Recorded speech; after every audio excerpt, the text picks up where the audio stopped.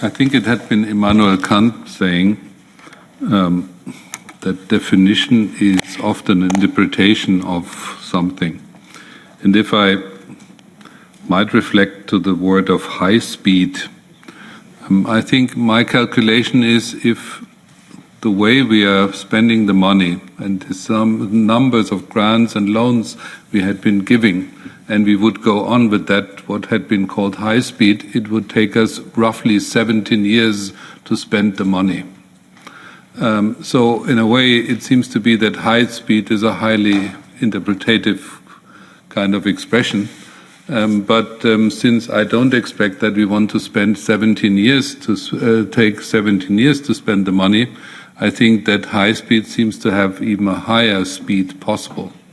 Secondly, we appreciate the efforts, and I think it's Mrs. Papadopoulou is actually someone who really tries to solve the problem. But even she couldn't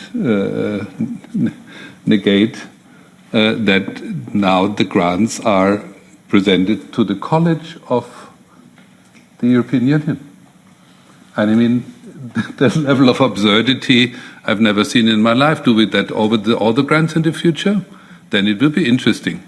So in a way, it shows that DG Comp and the legal service of the Commission had been creating something which is close to absurdity.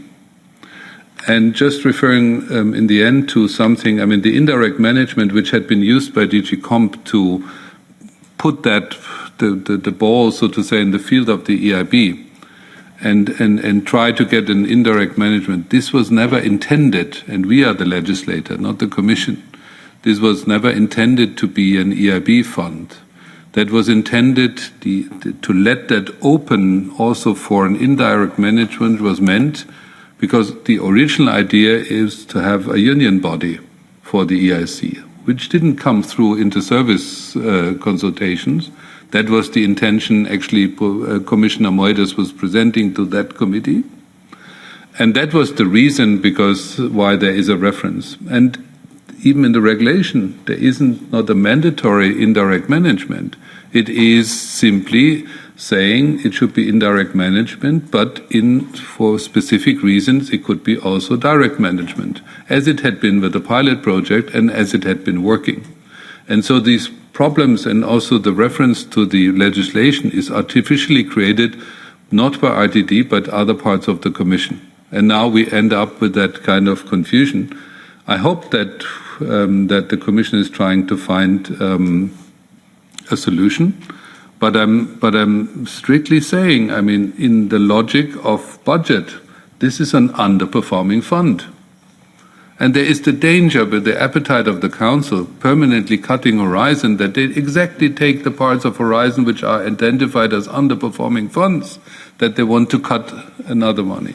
So this is, that is the shot. Obviously the Commission needs to come up with something, and I would advise the Commission in order to interact not just with the Council, also with the Parliament, because otherwise I think we are running in trouble. And let's be honest, the first proposal put on the table had been refused by the Council. So in the working program we are operating within the old scheme. So it's not that the first proposal had been embraced by the Council. The Council is sharing the concerns of the Parliament. The co-legislators share the concerns that the original intention is not met by the proposals now put on the table by the Commission. Thank you very much.